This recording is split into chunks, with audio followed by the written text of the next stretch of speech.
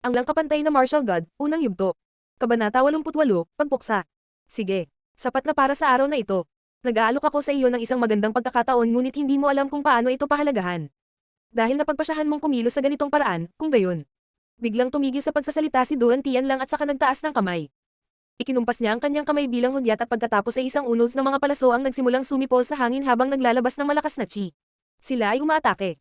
Ngayon napagtanto ng buong karamihan na sila ay nasa panganib. Pagkatapos noon ay nakita nilang muli ni Duan Tianlang ang kanyang kamay at sinabi ang mga sumusunod na salita. Kabuoang pagpuksa. Ang dalawang salitang ito ay umalangaw sa isipan ng lahat na parabang ang mga salita ay sinabi ng isang nakakatakot na masamang Diyos. Whoosh, whoosh, whoosh. Napuno ng mga sipol ang buong kapaligiran. Ang tila walang katapusang pagbuhos ng mga palaso ay tumatagos sa kapaligiran sa itaas ng Stormy Gorge. Gayunpaman walang mga arrow ay nakatutok sa entablado ng Life and Death Arena kung saan nakatayo si Duan Tianlang, ito ang tanging lokasyon na hindi target ng mga arrow. Ang buong pulutong ay nakatingin sa mga palasong lumilipad sa itaas ng kanilang mga ulo at natakot. Karamihan sa kanila ay nawalan na ng pag-asa na makatakas ng buhay. Napakaraming palaso at bawat isa sa kanila ay kasing bilis at lakas ng isang bulalakaw na bumagsak mula sa langit. Ang mga kabalyero sa Chiexi Armored Horse ay talagang napakalakas. Maririnig ang nakakakilabot na hiyawan at umalangaw sa buong bangin. Ang ilan sa mga disipulo ng Yunhai sect ay nataman ng mga palaso sa ulo, balikat, dibdib at braso.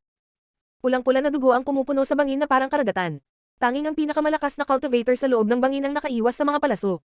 Mahirap nang umiwas sa mga arrow at ito rin ang unang alon ng mga arrow. Nakatingin si Nan Gangling sa mga arrow na lumilipad sa itaas ng kanyang ulo. Nakatayo pa rin siya sa bleachers. Ilang mga palaso ang lumipad sa itaas ng kanyang ulo ngunit nagawa niyang hatiin ang mga ito sa alabok na pagkatapos ay patuloy na lumilipad lampas sa kanya. Isang matinding kalungkutan ang makikita sa mga mata ni Nan Gangling habang siya ay tumitingin sa paligid sa kasalukuyang eksena. Pagkatapos ay pinikit niya ang kanyang mga mata dahil hindi niya matiis na makita ang lahat ng kanyang mga mahal na alagad na pinapatay sa harap ng kanyang mga mata. Ang lahat ng mga disipulong ito ay humanga sa kanya at sumambal sa kanya bilang Peter. Sa harap ng panoorin na iyon, pakiramdam niya ay wala siyang kapangyarihan. Ganon din ang pakiramdam ng mga elder ng sekta habang pinapanood nila ang madugong palabas sa harap nila. Hindi nila inaasahan na ang Yunhai sect ay dadaan sa gayong kakilakilabot na paghihirap. Ito ay tunay na nadama tulad ng isang bangungot. Hindi nila inaasahan na ang kabuoang paglipol ng Yunhai sect ay magaganap sa araw na ito. Ang unang alon ng mga arrow ay sa wakas ay natapos na. Ang dugo mula sa lahat ng namatay na mga disipulo ay lumikha ng isang maliit na ilog ng dugo na dumadaloy sa bangin na nalunod sa katahimikan. Si Lin Feng, na nakatayo sa loob ng Life and Death Arena, ay kalmadong nakatingin sa dugong dumadaloy sa bangin. Ang sikat ng araw ay tumatama sa kanyang balat ngunit wala man lang siyang nararamdamang init. Naramdaman na lang niya ang walang katapusang lamig na dumadaloy sa kanyang mga ugat. Sa Stormy Gorge, ang ilang mga tao ay pumasok sa pagkamatay ni Yakap habang ang iba ay nakikipagpunyagi pa rin laban sa kamatayan kahit na sa kanilang mga huling sandali. Ang mga malapit ng mamatay ay lumuluhan ng panghihinayang habang nakatitig sa langit at sumisigaw sa sakit. Kung ito ang dating mundo, maraming mga alagad na napakabata pa at nag-aaral pa sana. Mayroon silang mga magulang, mga kapatid. Ang kanilang kinabukasan ay puno pa rin ng walang katapusang mga posibilidad. Dumating sila sa Yunhai sect upang lumakas at tumanggap ng edukasyon sa cultivation. Dumating sila na umaasa na mapabuti ang kanilang buhay at payagan ang kanilang mga pamilya na magkaroon ng mas magandang kalagayan sa pamumuhay. Ngunit pagkatapos na umalingaw ang boses ni Duan Tianlang sa kapaligiran, ang kanilang kinabukasan ng walang katapusang mga posibilidad ay naging alabok. Naririto na ang kamatayan para sa kanila at ang kanilang mga katawan ay lumulutang na sa loob ng dagat ng dugo. Ang puso ni Lin Feng ay hindi kailanman nakaramdam ng sobrang lamig. Nakaramdam siya ng lamig na pakiramdam niya ay nawawalan ng dugo ang puso niya dahil sa mga saksak. Ang mga batang disipulong ito ay katulad niya. Gawa sa dugo at laman. Mahaba pa ang buhay nila bago sila. Marami sa mga kabataang disipulong ito ay walang ginawang masama at sinisikap lamang na mapabuti ang kanilang pamilya. Sas. Huminga ng mahaba at malalim si Lin Feng sa kalungkutan sa kanyang harapan. Pagkatapos ay tiningnan niyang mabuti ang mas makapal na arterya ng matangkad na pulang ilog ng dugo na nakadilat ang mga mata at naramdaman niyang nalulunod siya sa walang katapusang hukay ng kalungkutan. Maaaring nakawin ng malalakas na cultivator ang kinabukasan na pag-aari ng mga mahihinang tao sa mundong ito. Maaari nilang patayin at lipulin sila tulad ng gagawin nila sa mga bug. Iyon ang malupit at malungkot na katotohanan ng mundong ito. Ang mga hindi makapangyarihan ay parang mga insekto na durugan ng mas malalakas na magsasaka. Apoy. Ang boses ni Duan Tianlang ay muling kumalat sa buong kapaligiran na nagpang-inag sa mga bato ng bangin. Ang matutulis at nakamamatay na mga palaso ay nagsimulang tumusok muli sa hangin tulad ng mga masasamang espiritu na bumabagsak mula sa langit. Ang nakakakilabot na hiyawan ay kumalat sa buong kapaligiran. Walang dapat gawin bagaman. Ang mga ordinaryong disipulo na partikular na mahina ay nakatitig lamang sa kawalan ng pag-asa. Isang nakakakilabot na sigaw na puno ng sakit at paghihirap ang napuno ng bangin. Si Liu Fei ay nakaluhod sa lupa habang tinitingnan ang mga bangkay habang hinahawakan ang kanyang magandang mahabang buhok na may lakas na napunit ang ilan sa kanyang ulo. Wala ng kulay rosas na kutis ang waistline niyang pisngi at walang buhay siyang nakatitig. Ang mga pumatay sa mga taong ito ay ang mga kabalyero sa mga nakabaluti na kabayo ng Chiexi. Ang sariling hukbo ng kanyang ama. Ang mga pinapatay ay mga disipulo ng Yonhai sect. Sila ay mga kapwa niya disipulo. Ngunit mga kapwa disipulo din ng kanyang ama. Siya tulad ng marami pang iba ay maaari lamang tumayo doon at panoorin ang patayan na may wasak na puso. Habang hindi mapigilan ang masaker na mangyari. Duan Han, dalhin mo siya rito.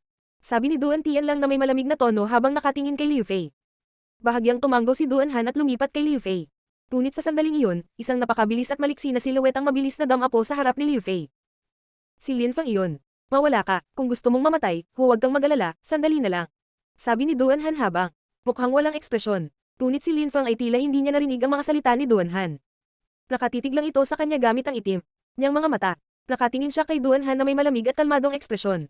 Gaano kalupit ang kailangan ng isang tao upang manatiling kalmado habang libu-libong tao ang naranasan at pinag-iinitan. Ha? Sumimangot si Duan Han at tumingin sa mga mata ni Lin Fang na mukhang napakasama. Ang malamig at masamang mga mata na ito ay biglang nagpang-inag kay Duan Han. Dahil gusto mong mamatay ngayon, tatapusin kita. Sigaw ni Duan Han habang namumula ang mukha sa galit. Galit na galit siya dahil nanginginig siya sa takot habang nasa harap ni Lin Fang at napahiya si Duan Han. Kahit na hindi niya itinanggi ang katotohanan na si Lin Fang ay isang henyo na may hindi kapanipaniwalang talento, naisip pa rin niya na walang karapatan si Lin Fang na hiyain siya dahil isa lang siyang nobody from the name clan. Lalo na nagalit si Lin Fang at Liu Fei na nagmamalasakit sa isa't isa. Gusto niyang lumuhad si Lin Fang sa kanyang paanan. Gusto niyang ipakita kay Liu Fei na si Lin Fang ay isang mahina at walang tao. Hindi niya maihahambing ang marilag na dugo na dumadaloy sa kanyang mga ugat. Nagsimulang kuminang ang espada ni Duan Han. Mayroon siyang sword spirit at nag-aaral na siya ng sword skills mula pa noong bata pa siya. Ang mga espada ay halos walang sikreto mula sa kanya.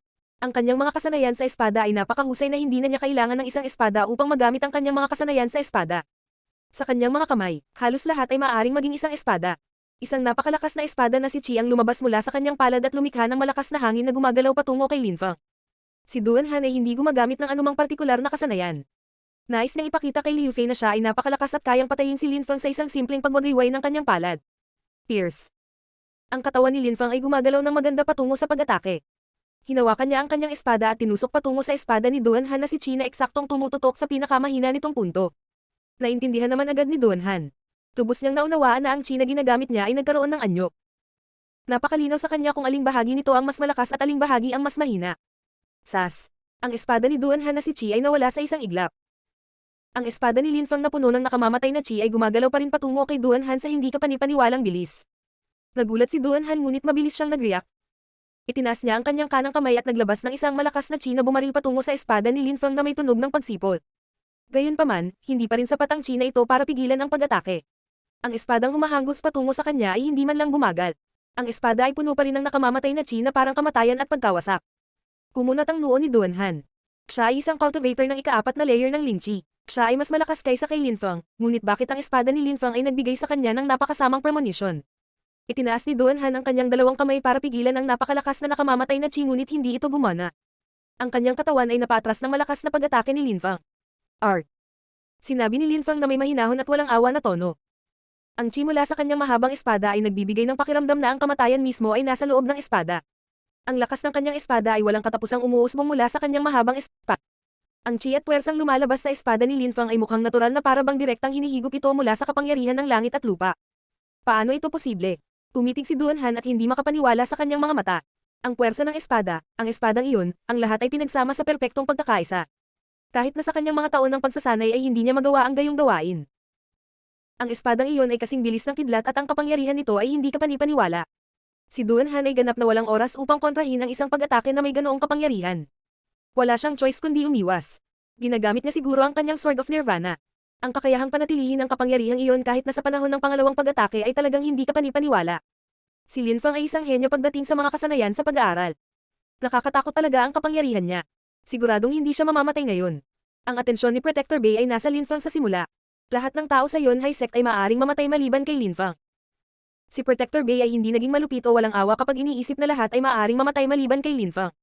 Naisip na lang niya na kung isang tao lang ang mabubuhay, kailangang si Lin Fang iyon dahil siya lang ang pag-asa ng hinaharap na mayroon ng sekta. Naisip pa ni Protector Bay na kung kailangan niyang mamatay, hindi ito magiging problema hanggat nananatiling buhay si Lin Fang. Mga hakbang ng anino nagsimulang gumalaw si Duan Han ng buong bilis. Ang kanyang buong katawan ay nagmistulang anino habang sinusubukan nitong takasan ang nakamamatay na espada ni Lin Fang. Tumigil siya at tumingin sa damit niya. Sila ay punit-punit at punit-punit mula sa halos pagkuha ng nakaraang pag-atake. Nang makita niya iyon ay nagbago ang mukha niya at napakasama ng tingin niya. Nakakagulat na halos masugatan siya ni Lin Fang at nagawa niyang punutan ang kanyang damit. Kung siya ay isang hakbang na mas mabagal, ang nakamamatay na espada na iyon ay direktang tumusok sa kanyang dibdib.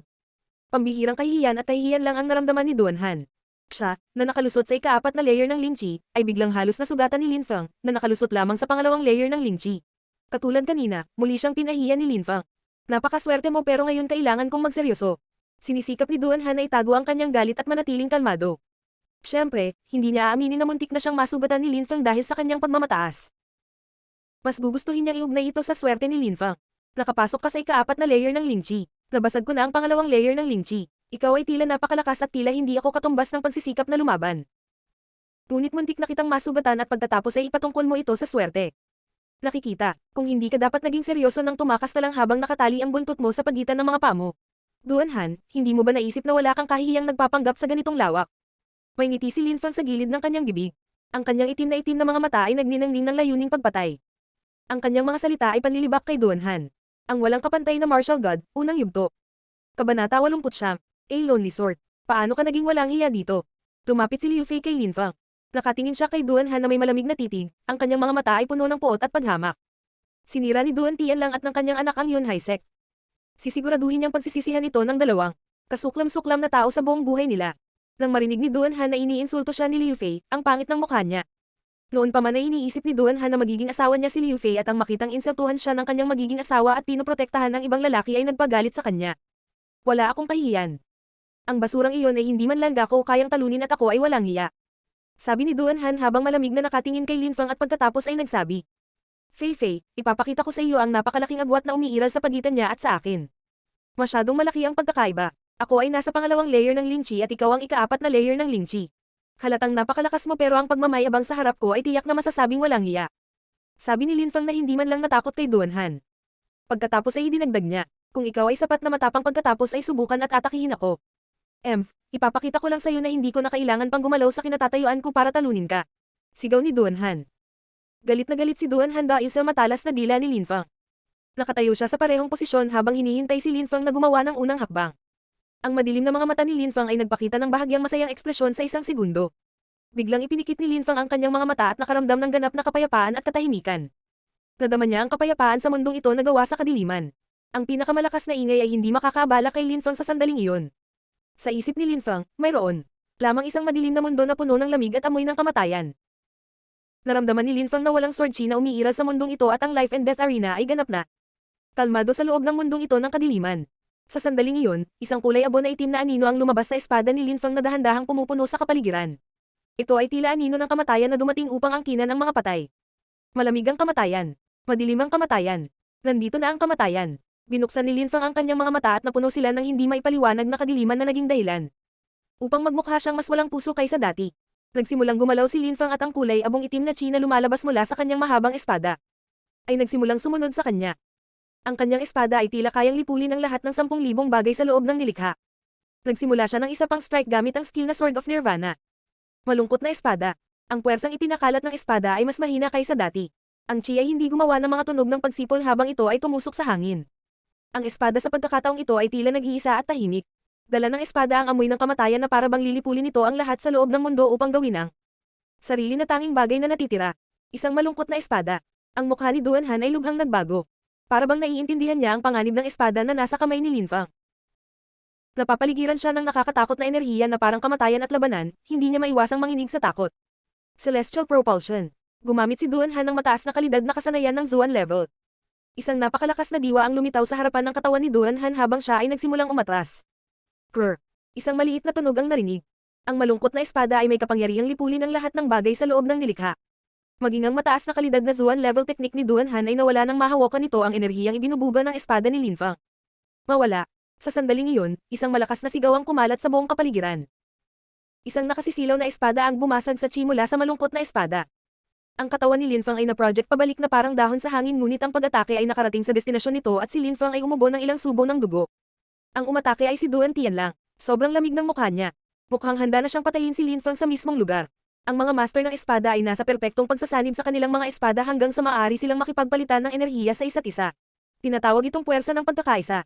Ang puwersa ng pagkakaisa ay nagbigay daan sa mga master ng espada na gumalaw ngunit pinalakas ng puwersa ng espada na ipinagkaloob ng kanilang mga espada.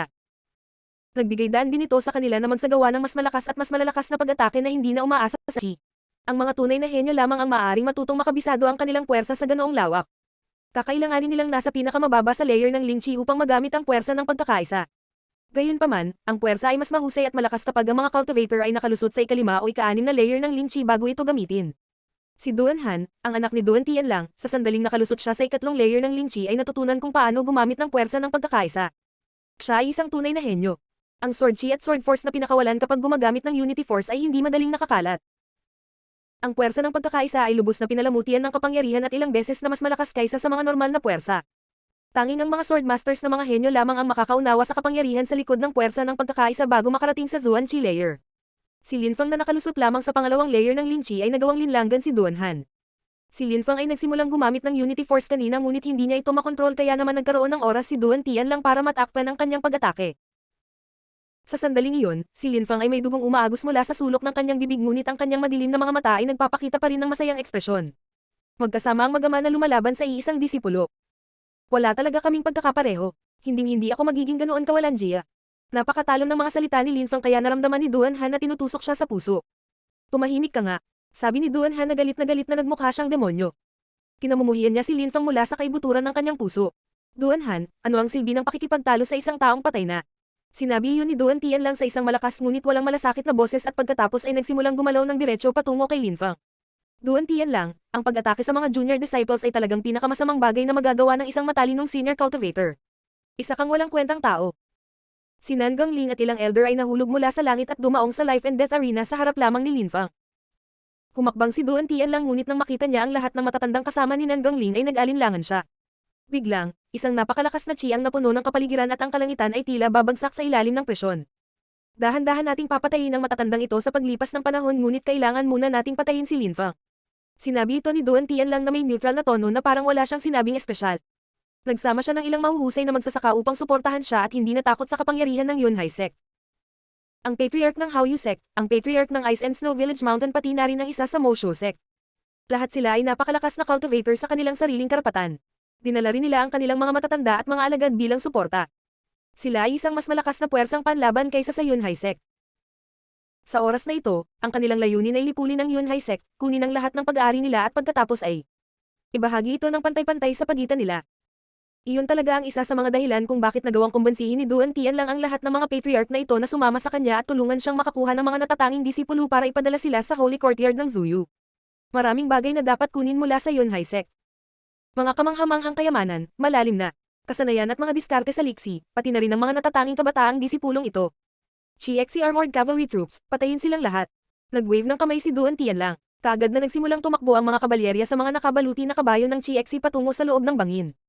Duan Tianlang, ako ang Patriarch ng Yunhai Sect, kung gusto mong sirain ito kailangan mong labanan ako. Nagsimulang gumalaw si Nan Gangling nang may matinding bilis at isang napakalaking chi na naglalaman ng mga elemento ng puwersa na bumaril diretso kay Duan Tianlang. Bakit naman ako matatakot? Sabi ni Duan Tianlang habang nakangiti ng malamig at pagkatapos, agad na umangat sa ere ang kanyang katawan. Sinundan siya ni Nan Gangling sa ere. Sa taas sa himpapawid, nagsimulang kumikinang ang espada ni Duan Tianlang at sinubukan ng oras na atakihin si Nan Gangling sa pamamagitan ng napakalakas na sneak attack. Boom! Ang dambuhalang python fish ay nakabukas ang mga pakpak nito at ang Patriarch ng Mosho Sect ay nakaupo. Sa ibabaw nito na mukhang masama. Ang mga mata ng halimaw ay lubhang nakakatakot. Napakasama. Inilabas ni Protector Bay ang kanyang crane spirit saka ito lumipad sa bilis ng kidlat at itinapon ang sarili sa lumilipad na python fish. Ang lahat ay pumipiling kalaban at nagsimulang maganap ang malawakang labanan. Ito ay isang malaking larangan ng labanan na puno ng dugo at kapangyarihan. Para itong isang bagyo na gumagalaw sa iba't ibang lugar at nag-iiwan ng pagkawasak at katawan. Sa lupa, sa himpapawid, nasaan man ito sa loob ng mabagyong bangin ay may mga labanang nagganap. Ang yugto ng labanan ng Life and Death Arena ay nanginginig ng labis na tila babagsak ito sa ilalim ng presyon. Ang itim na mga mata ni Lin Fang ay nakatingin sa paligid sa malaking labanan. Nadama ni Lin Fang na ang Patriarch, Protector Bay at ang mga elder na ito ng sekta ay nakikipaglaban para sa kanya. Hindi akalain ni Lin Fang na susubukan ng mga taong ito na lipulan ang Yunhai Sect. Lalo na't hindi niya akalain na napakaraming tao ang lalaban para sa kanya. Isang napakalamig na pakiramdam ang sumalakay sa kanyang puso na parang talon ng yelo. Naramdaman ni Lin Fang ang biglaang pakiramdam ng pagiging kabilang sa Yunhai Sect, ipinaglalaban siya ng mga tao. Isinapanganib nila ang kanilang buhay upang protektahan siya. Si Nan Gangling, Protector Gay pati na rin ang iba pang matatanda ay napakalakas. Maaaring may kapangyarihan. Silang manalo sa labanang ito o takutin ang kalaban mula sa laban nang hindi nalalagay sa panganib ang kanilang buhay. Walang tiyak pero at least may pag-asa pa na matagpuan. Gayunpaman lahat sila ay nakikipaglaban sa kanilang buhay sa linya dahil sa kanya, isang disipulo ng Yun Hai Sect. Ang Yun Hai Sect. Ibinulong ni Lin Fang ang pangalan ng sekta habang nakatingin sa liwanag ng araw na sumisikat pababa sa ilog ng dugo. Lin Fang. Sa sandaling iyon, isang boses ang kumalat sa buong kapaligiran. Tumingon si Lin Fang at nagulat. Isang malamig na tingin lang ang nakita niya na papunta sa fighting stage. Ang mga mata ng taong ito ay parang handa na silang pumatay. Si Mo Exi iyon. Maruming hayop. Nakita ni Lin Fang ang malamig na ngiti ni Mo Exi na lalong lamilinaw habang papalapit sa kanya si Mo Exi. Sa ganoong kakilakilabot at desperado na sitwasyon, si Mo Exi na isang elder ay hindi nakikipaglaban para sa Yun Hai Sect ngunit lumilipat patungo kay Lin Fang upang ayusin ang mga personal na sama ng loob. Sa magulo at apokaliptik na sitwasyong iyon, nagpa siya si Mo Exi na gagamitin niya ang pagkakataon para patayin si Lin Fang. Bakit mo ako papatayin ngayon? Ano ang punto? Hindi ba't mas mabuting subukang makaligtas ngayon? Nakatingin si Lin Fang kay Mo Exi na lumalapit sa kanya na may malamig na nakamamatay na tingin. Kaya, sa tingin mo ba kung ibibigay kita kay Duan Tian lang, gusto pa rin niya akong patayin? Sa ganitong mga kalagayan, hindi ko na kailangang magpumiglas para mabuhay at mamuhay ng comfortable. Si Mo Exi ay may partikular na masamang ngiti sa gilid ng kanyang bibig. Namangha si Lin Fang nang marinig ang mga walang hiyang salita na lumabas sa bibig ng isang elder. Imposible nang maging mas walang hiya at kasuklam-suklam kaysa kay Mo Exi. Hinahangaan talaga kita. Ang pagiging napakawalandiya at higit pa sa kakayahang ngumiti ng kaligayahan habang pinapanood mo ang iyong sekta na nawasak. Sabi ni Lin Fang.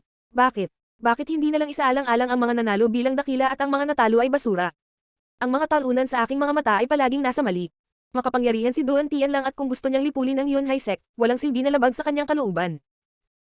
Ang mga nagsasapanganib ng kanilang buhay para sa Yun Hai Sect ngayon ay mga hanggal at ignorante na ang gatalunan. Hindi lang malupit at walang puso si Mo Exi kundi napaka-arrogant din niya. Parang wala talaga siyang halaga. Dahil ganyan, halika, tatapusin ko na ang kaawa-awa mong buhay. Ang mga salitang ito ay nagmula mismo sa puso ni Lin Fang. Tila mas madaling sabihin kaysa gawin ngunit mukhang handa na si Lin Fang na patayin si Mo Exi. Sumimangot si Mo Exi at may kainahinalang tinitigan si Lin Fang. Makalipas ang isang segundo, mukhang relax na naman si Mo Exi na parang nag-aalala siya ng walang dahilan. Kahit na si Lin Fang ay isang henyo, imposible para sa kanya na patayin si Mo Exi. Sayang. Papatayin kita na parang insekto sa pagitan ng dalawang daliri ko. Papatayin kita ng dahan-dahan at masakit. Inilabas ni Mo Exi ang kanyang boa vine spirit at agad na lumitaw ang mga baging sa ilalim ng mga paa ni Lin Fang. Sinasalakay ni Mo Exi si Lin Fang nang may biglaang pag-atake kahit na malaki ang pagkakaiba nila sa kapangyarihan. Biglang nabalot si Lin Fang sa mga baging mula sa biglaang pag-atake. Nakakagulat, si Lin Fang ay hindi nagtatangkang lumaban. Hindi napansin ni Mo Exi na may ngiti si Lin Fang sa kanyang mukha. Mukhang sumuko ka na, huwag kang mag-alala, papatayin kita ng napakabagal at gagamitin ang iyong ulo bilang isang trapeo. Sabi ni Mo Exi habang mukhang napakalupit. Sa sandaling iyon, isang anino ang umaakyat sa katawan ni Moxie. Ang anino na iyon ay hindi nakikita. Ito ay halos hindi nakikita at hindi mukhang isang bagay na dapat umiral sa mundong ito. Ganoon ba, biglang huminto sa paggalaw si Mo Exi. Ang kanyang katawan ay wala na sa kanyang kontrol. Nanginginig siya, mula ulo hanggang paa sa takot. Siya yun. Hinding-hindi makakalimutan ni Mo Exi ang araw na iyon nang lubusang inapi siya ng itim na anino na iyon. Sa pagkakataong iyon, may anino na pumipigil sa kanyang makagalaw. Ang walang kapantay na martial god, unang yugto. Kabanata 10, kalungkutan at trahedya. Lin Fang, alam mo na ang tungkol dito, tama. Naramdaman ni Mo Exi na ang kanyang katawan ay ganap na nagyelo. Hindi siya makagalaw. Si Lin Fang, kanina, ay hindi nakaiwas sa kanyang pag-atake ngunit hinayaan niya ang kanyang sarili na atakihin ng kusa. Ngunit ang anino na iyon ay hindi pa lumitaw mula noong huling pagkakataon kaya paano magkakaroon ng ideya. Si Lin Fang na ito ay lilito. Matanda. Sinabi iyon ni Mo Exi sa anino ngunit hindi naglakas loob na kumilos. Natakot siya dahil maaaring matapos ang kanyang buhay sa isang sandali. Ang sekta ay may natitira pang mga masasamang elder na tulad mo, ito ay isang kahihiyan. Biglang lumabas ang boses. Biglang, isang madilim na berdeng ilaw ang kumislap sa hangin sa hindi kapani-paniwalang bilis. Walang silweta ang nakita, tanging ilaw lang ang kumikislap sa hangin. Nang mawala ang liwanag, sa wakas ay lumitaw ang siluet. Ang taong ito ay nakasuot ng itim na balabal na tila nagtatago sa bahagi ng kanyang mukha. Biglang naglabas ang siluet ng isang punyal na may matangkad na pulang dugo na tumutulok. Mula sa dulo, ang dugong iyon ay halatang kay Mo Exi. Si Mo Exi ay nakatayo pa rin sa parehong lugar tulad ng kanina at hindi pa rin gumagalaw. Ang kanyang mga mata ay dilat na parang hindi makapaniwala sa kanyang mga mata, hindi pa rin siya makapaniwala na sa loob ng segundong iyon ay natapos na ng matanda ang lahat ng kanyang pagkakataong mabuhay sa mundong ito. Biglang umagos ang dugo mula sa kanyang lalamunan at ang kanyang katawan ay bumagsak ng husto sa lupa. Hindi ko akalain na, balang araw, gagamitin ko itong punyal laban sa isang elder ng sekta. Nakakalungkot. Ang tinig ng matanda ay parang nalungkot. Tagapagtanggol ko. Sabi ni Lin Fang sa matandang nakaitim na balabal. Kaya ganyan.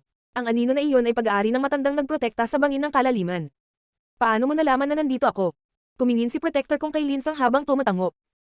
Noong ginamit niya ang kanyang Shadow Spirit, mayroon lamang anino. Ilang sandali ang nakalipas, hindi pa ibinunyag ni Protector kong na dumating siya ngunit kusang loob na hinikayat ni Lin Fang si Mo Exi na atakehin siya. Perception. Mahinahong sagot ni Lin Fang. Dahil sa kanyang espiritu, nadama niya ang mundo. Hindi niya kailangan ng kanyang mga mata para pagmasdan ito. Nararamdaman at naiintindihan niya ang lahat ng bagay at ang kanilang mga galaw. Sa utak ni Lin Fang, ang mundo ng kadiliman ay talagang napakalinaw na para bang siya ang lumikha ng kadiliman. Ang lahat ng nakapaligid sa kanya ay kilala niya at lumitaw ng buong kailanawan. Kahit na ginamit ni Protector kong ang kanyang anino, nakakagulat na naramdaman ni Lin Fang ang kanyang presensya. Pagkatapos ay naunawaan ni Lin Fang na ang anino ang nagprotekta sa kanya noong huling beses na inatake siya ni Mo Exi. Tumango naman si Protector kong. Lin Fang, ikaw ang pinakapambihirang binata na nakilala ko. Isa kang tunay na henyo. Umalis sa lugar na ito at pumunta sa malayo. Pumunta sa abot ng iyong makakaya at umasa tayo na balang araw, muling ipanganak ang Yunhai Sect. Napuno ng kalungkutan ang boses ni Protector kong. Siya ay isang tagapagtanggol ng Yunhai Sect at sa araw na iyon, ang sekta na kanyang pinoprotektahan, ay nilipot. Kung buhay ako, tiyak na dadalhin ko ang Yunhai Sect sa hinaharap. Mataimtim na tumango si Lin Fang bilang senyales na nangangako siya sa matanda. Gayunpaman kailangan, pa rin niyang makaalis sa masaker na iyon ng buhay. Hindi siya bibitawan ni Duan Tian lang.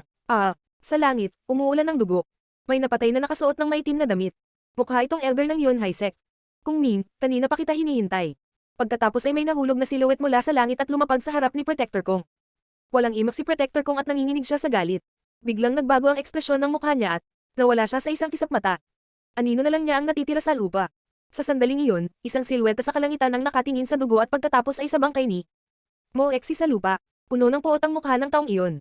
Yunhai Sect, marami na akong nagawa para sa iyo at sa huli, pinapatay mo ang nag-iisang anak ko. Paano mo nagawa ito? Si Mo Kanglan ay nabaliw.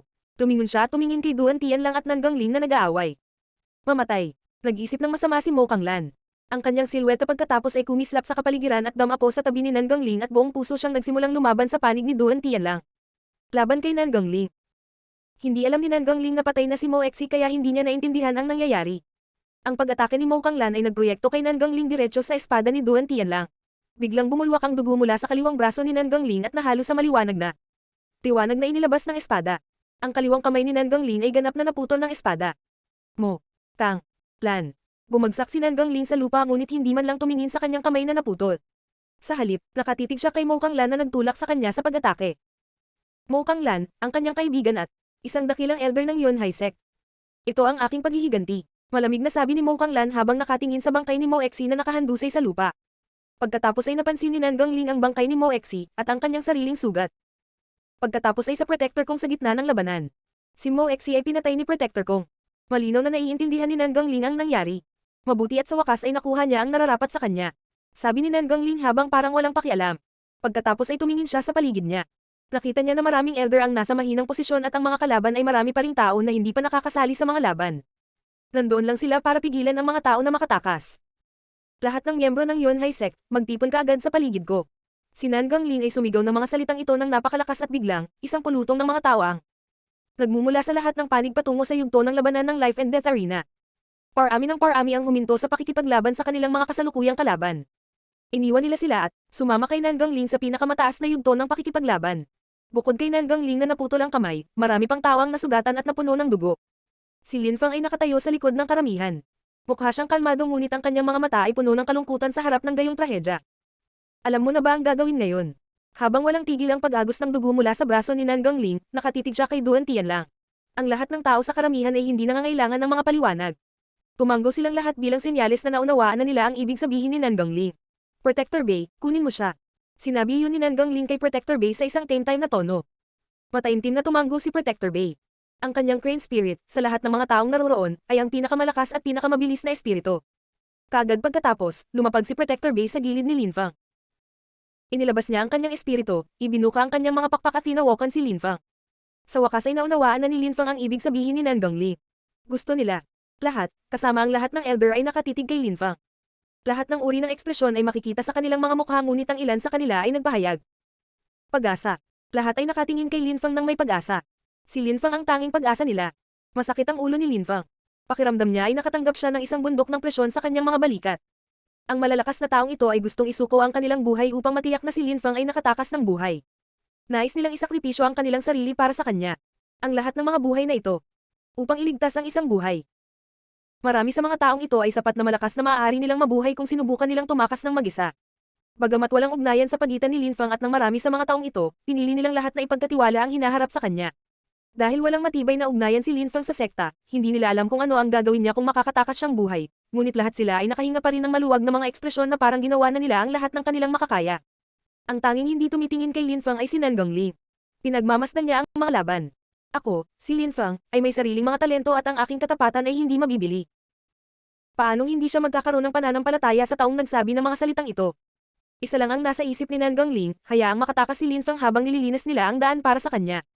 Pumunta ka, sumigaw si Nan Gongli ng napakalakas, pagkatapos ay agad siyang tumalon muli sa ere at naghanda para sa labanan. Nagsimulang kumilos ang lahat kasabay ni Nan Gongli. Ang sekta ay sinisira sa ilalim ng aking paghahari. Yunhai Sect, patawarin mo sana ako. Patawarin mo ako. Isang napakalakas na chi ang pinakawalan mula sa katawan ni Nan Gongli at inihagis niya ang kanyang sarili sa labanan upang linisin ang landas ng walang pag-aalinlangan. Ito ang pinakamalaking panghihinayang sa kanyang buhay, na sa kanyang panahon ang Yunhai Sect ay nabawasan sa ganoong kalungkot na kalagayan. Mamamatay ka, isang malakas na sigaw ang pumuno sa hangin at biglang sumipol ang isang kumikinang na espada sa hangin na sinamahan ng iba't ibang pag-atake. Boom! Ang katawan ni Nan Gongli ay naging abo. Ang pinakabatang patriarch sa kasaysayan ng Yunhai Sect ay namatay. Parang walang naawa sa kanya o umiiyak ng malakas, lahat ng elder ng Yunhai Sect ay tahimik na nakatingin sa kanyang patay na katawan. Inaatake sila mula sa lahat ng panig pati na rin ang pagkagambala sa mga kaaway sa paghabol kay Lin Feng. Hindi dapat ganito ang mga bagay. Sinisikap pa rin ng ilang matatanda na iwasan ang mga paparating na pag-atake at labanan ng mga kaaway ng sekta. Wala silang pakialam na mamatay para sa sekta ngunit umaasa pa rin silang mabubuhay ng matagal upang mapatay ang kanilang kalaban. Ah, ah, ah, ah. Isang malakas na hangin ang umiihip sa arena. Sinubukan ng bawat elder na mabuhay hanggat kaya nila at lumaban ng walang pagsisikap habang ginagamit ang kanilang buong lakas. Ang mga kalaban ay umaatake lamang at hindi na kailangan pang ipagtanggol ang kanilang sarili. Bawat isa sa mga elder na ito ay nahuhulog sa ilalim ng iba't ibang pag-atake. Ito ang huling pagkakataon na kailangan nilang ipakita ang kanilang kalooban at determinasyon. Nakatingin sa kanila si Lin Feng at hindi kumurap kahit isang beses. Ang lahat ng mga taong ito na nakikipaglaban hanggang sa kamatayan ay ibabalik ang kanilang ulo at titingin sa huling pagkakataon kay Lin Feng bago sila mamatay. Tara na.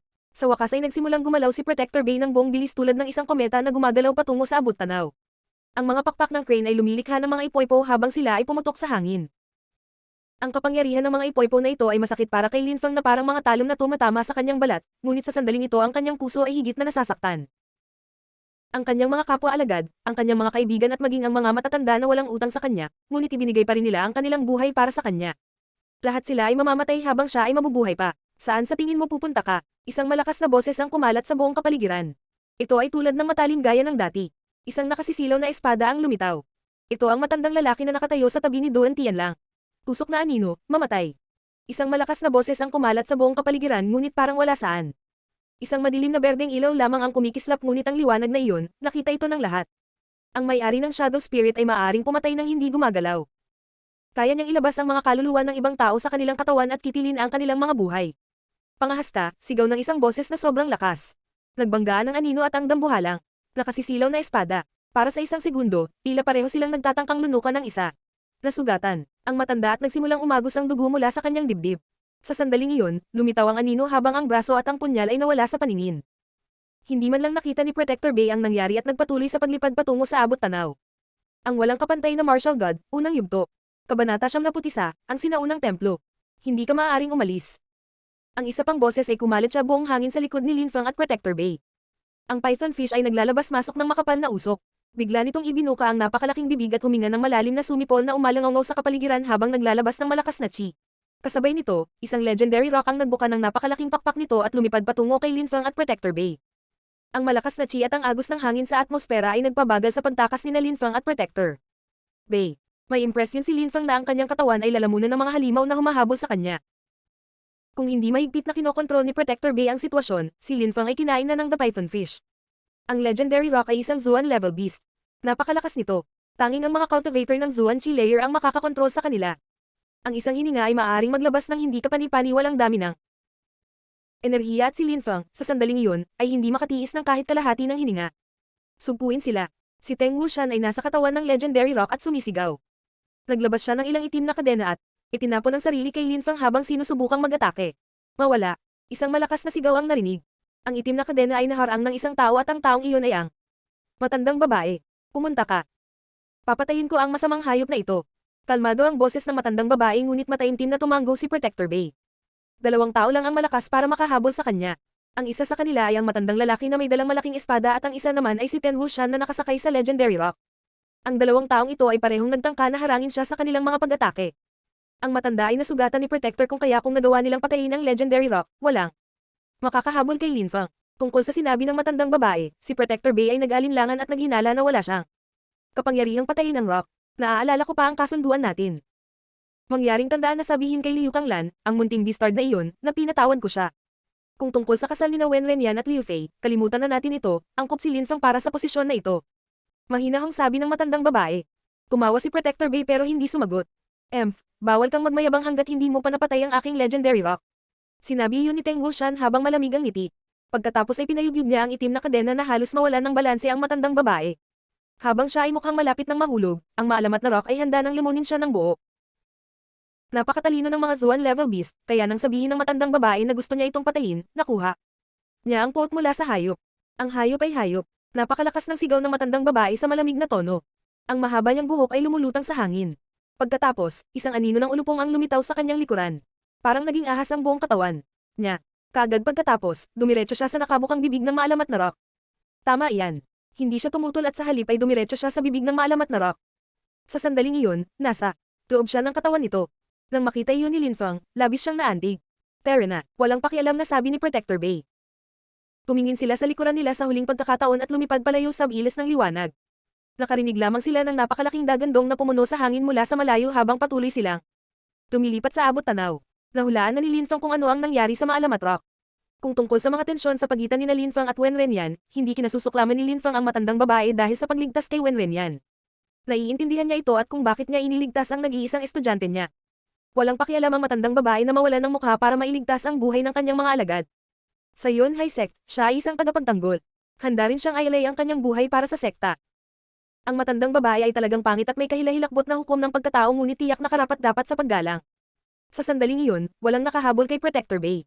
Ang mga pakpak ng kanyang crane spirit ay kumikislap sa hangin sa bilis ng liwanag at sa isang kisap mata, nawala sila sa Stormy Gorge ng walang bakas.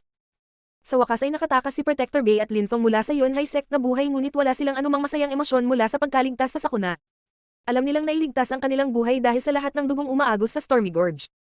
Sa bangin ng kalaliman, mga bangin lamang ang naroon, wala nang iba. Bukod sa daanan patungo sa mga bangin na ito, ang tanging ibang posibilidad na ma-access o umalis sa lugar ay sa pamamagitan ng paglipad doon. Sa sandaling iyon, lumilipad ang silhouette ng crane patungo sa Precipice of Zango at paparating na sana sa square room na puno ng mga drum. Nakilala ni Lin Feng ang lugar na ito, nagulat siya. Actually, nagdududa pa nga siya. Hindi siya dinala ni Protector Bay na malayo sa Yunhai Sect, sa halip ay dinala niya siya sa bangin ng Zango. Bababa na tayo. Tiningnan ni Protector Bay ang Precipice ng Zango at kaagad pagkatapos nilang mapunta doon. Napapaligiran sila ng makapal na ulap. Naaalala mo ba ang lugar na ito? Tanong ni Protector Bay kay Lin Feng. Hindi talaga maintindihan ni Lin Feng kung bakit tinatanong siya ng Protector Bay ngunit tumango siya at sinabing, naaalala ko ito ng husto. Oo, naglalakad mula sa daanan patungo sa daanan at bangin patungo sa bangin, hanggang dito ka lang. Habang nag-uusap, tumapik ng bato si Protector Bay ng 3 beses at biglang gumalaw ang pader na bato at may lumabas na pinto. Ang mga bangin na ito ay talagang bumubuo ng isa pang mundo ngunit nag-aalok din ng isang tanawin ng pambihirang kagandahan. Pumasok na tayo sa loob. Sabi ni Protector Bay habang pinapasok si Lin Feng. Pagkatapos, ang pinto ay nagsara ng sarili at gumawa ng malakas na kalabog.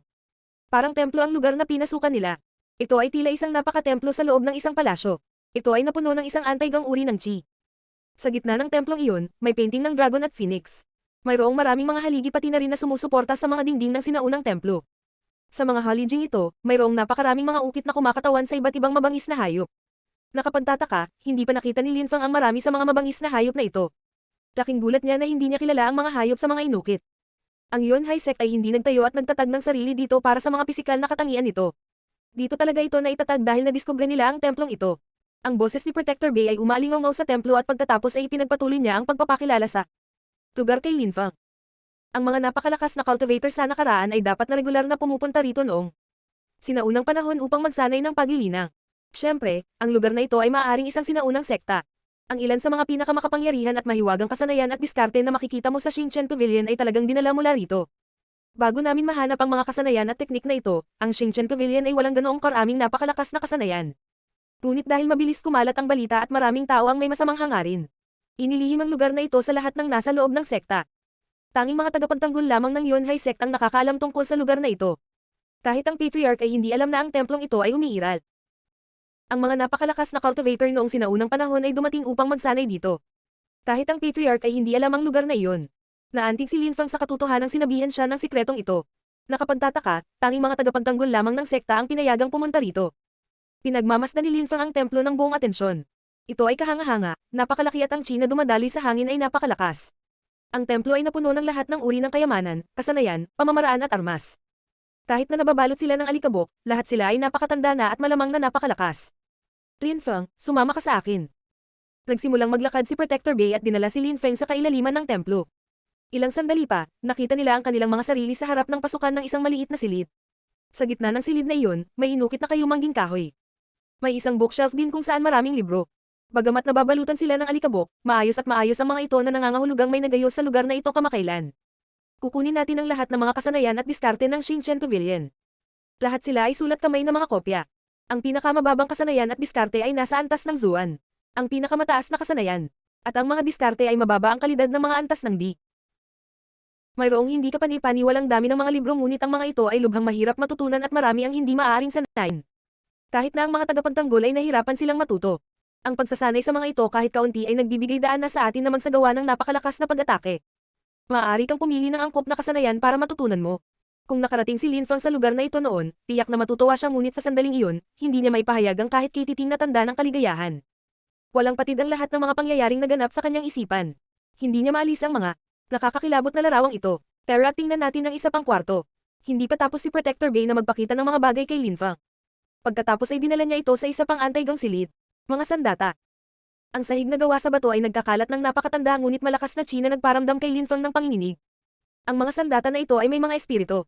Ang mga sandata na ito ay may mga espiritu, sila ay mga espiritual na sandata. Maaari mong tawaging mga sandata ang mga ito ngunit mas tiyak na tawagin silang mga espiritual na sandata. Ipinagpatuloy ni Protector Bay ang kanyang mga paliwanag habang mataimtim na tumutunog. Ang sandata ay isang salitang ginagamit upang ilarawan ang mga ordinaryong sandata ngunit ang mga sandata dito ay may mga espiritu. Ang mga ito ay napakalakas at kakaiba. Naglakad si Protector Bay patungo sa isang sinaunang espada at hinawakan ito. Pagkatapos ay sinabi niya kay Linfang, "Ibigay mo sa akin ang espada na dala mo sa iyong likod."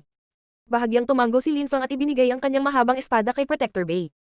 Si Protector Bay ay hindi gumamit ng anumang kasanayan o teknik ngunit ang mahabang espada ni Linfang ay lumipad sa hangin patungo kay Protector Bay at bumangga sa kabilang espada. Clang! Isang hindi kapani-paniwalang malinaw at malambing na tunog ang umalangaw sa silid. Isang espada ang gumalaw diretso sa kamay ni Linfang. Ang espadang iyon ay lubhang matalas at mukhang maganda at may kintab. Lahat ng mga armas na ito ay hindi ordinaryong armas. Lahat sila ay mga espiritual na sandata. Ang isang ignorante na tao ay maaaring mabilis na maging isang kriminal. Ngunit ang pagpapahalaga sa isang jade ring ay isa ring krimen. Hindi namin hinayaang makita ng mga sandata ang tunay na mundo ngunit mula ngayon, lahat ng ito ay sa iyo na. Sa akin. Si Linfang ay namangha. Buhay pa si Protector Bay pero ibinibigay niya ang lahat kay Linfang. Sa katunayan, lahat ng naririto ngayon ay pag-aari mo, mataimtim na sabi ni Protector Bay habang tumatango. Pagkatapos ay kumuha siya ng isang bato na nakalatag sa gitna ng lahat ng mga sandata.